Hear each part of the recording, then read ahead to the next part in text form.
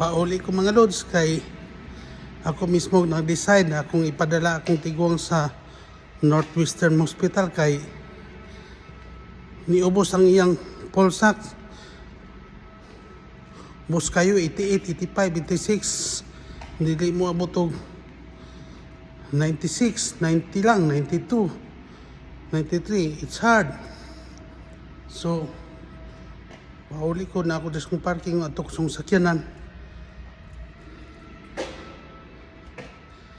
kay i-update ra ko nila og kano sa ikawas to og maba og nyabang hapon, so mobalik na pud ko nyabang hapon kay to pa man sa ospital, dadto pa man sa ospital to gi kuhag 911 ambulance.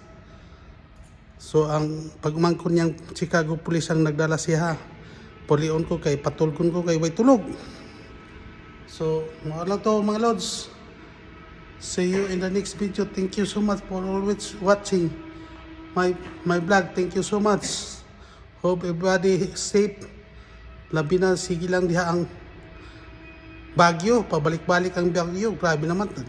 Ano ba yung nangyari dyan? Ano ba ang ginagawa ni BBM dyan?